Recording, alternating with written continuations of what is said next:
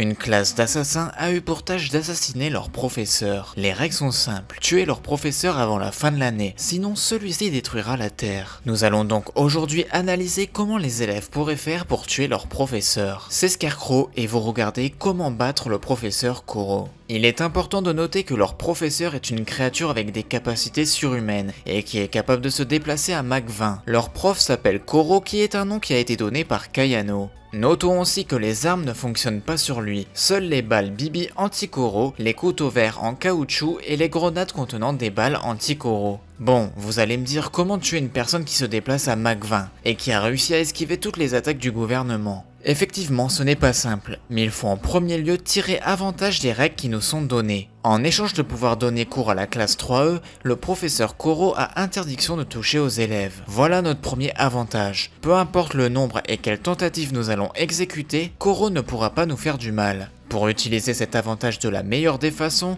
il faut tout simplement préparer des attaques en continu, jusqu'à trouver un point faible. Si en effet Koro ne riposte pas à nos attaques, alors c'est la meilleure stratégie à adopter. Une fois les attaques lancées, il faudra noter son comportement et ses points faibles, et c'est exactement ce qu'a fait Nagisa dans l'anime. Il a noté la couleur de son visage en fonction de ses émotions, et cela nous permettra de voir avec quelle émotion notre professeur est le plus faible. Une fois qu'on a noté toutes les émotions de notre prof, il faut commencer à élaborer de nouvelles stratégies. En effet, on a vite compris que toucher quelqu'un qui se déplace à Mach 20 avec des armes est impossible. Il faut donc voir comment son corps réagit en fonction de la température, de toutes sortes de liquides, de la fatigue et de n'importe quelle tactique visant à le ralentir. Car vous l'avez compris, pour vaincre une personne, il faut commencer par trouver la faiblesse qui permettra d'atténuer sa plus grande force, la vitesse. Ou bien utiliser sa plus grande force pour la retourner contre lui-même. Dans un premier temps, notre but va donc être de trouver un moyen d'immobiliser Koro ou d'utiliser sa vitesse comme un avantage. Par chance, les étudiants de la classe 3E ont déjà fait le boulot à notre place, en listant ses 40 points faibles. Nous allons donc prendre parmi les 40 points faibles que Nagisa a trouvés ceux qui vont nous être utiles.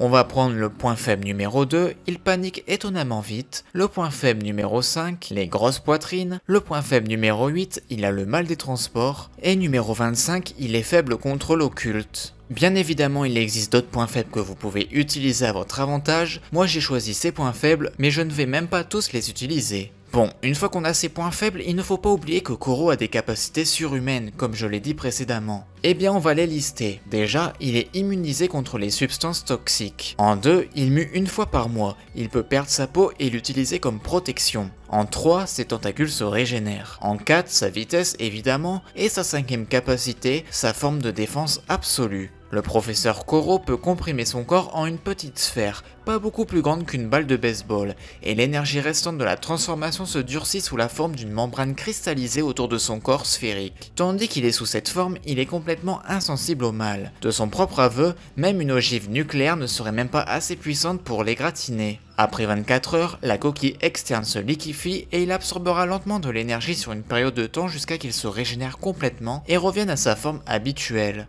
Le seul inconvénient de cet atout est qu'en l'espace d'une journée, il est rendu complètement immobile et il est susceptible d'être emporté. Mais en se libérant de cette coquille, il peut exploser. Donc, en prenant en compte cette dernière force, on remarque qu'on va devoir l'atteindre sans qu'il ait le temps de se transformer, sinon ça sera un échec. Nous allons donc prendre la scène de l'épisode 18 de la saison 1 avec la stratégie la plus aboutie de la classe 3E, et je vais essayer de l'améliorer afin de réussir à tuer le professeur. Tout d'abord, lui montrer un film de ses actions honteuses est une bonne idée, mais vient la première erreur, celle du pilotis sur eau. En effet, l'eau est un point faible pour Koro, mais pour nous aussi. L'homme est plus habile sur terre que sur l'eau. De ce fait, c'est un inconvénient pour les tireurs d'être dans l'eau, et en effet, ils ont raté leur tir à 1 milliseconde près. De plus, le fait qu'il soit à distance permet à Koro de voir venir les balles, et donc d'avoir le temps de se mettre sous sa forme finale. Voilà ce que j'aurais fait à leur place. Tout d'abord, on sait que Koro a le mal des transports. Je lui montre donc un petit film gênant tout en étant en train de conduire un bus afin de l'affaiblir. Ce bus l'amène dans une grotte sombre. Koro a peur du noir et surtout des forces occultes. Quelqu'un sera donc installé dans la grotte déguisé en fantôme afin de lui faire peur. Koro va naturellement s'enfuir de la grotte à Mach 20. Cependant, sur le chemin de la sortie de la grotte se cachent des ficelles transparentes anti-Koro, impossibles à détecter car transparentes, et de plus nous sommes dans le noir. Et si Koro se déplace à Mach 20 afin de sortir, cela le découpera, et je n'aurai plus qu'à lui enfoncer un couteau dans le cœur. Cette stratégie est la meilleure, car elle retourne sa capacité contre lui, et de plus, il ne peut pas la voir arriver. Et donc rappelez-vous de ça. L'erreur faite par les étudiants a été de vouloir trouver à tout prix le point faible qui tuerait le professeur Koro. Or la façon dont tuer Koro était sous leur nez depuis le début, sa vitesse. Et ces points faibles ne servent juste qu'à commettre une erreur. Et voilà, pour moi c'est la meilleure solution que j'ai trouvée. N'hésitez pas à me dire laquelle pour vous semble être la meilleure stratégie pour tuer Koro. C'était Scarecrow, je vous dis à la prochaine, bye bye.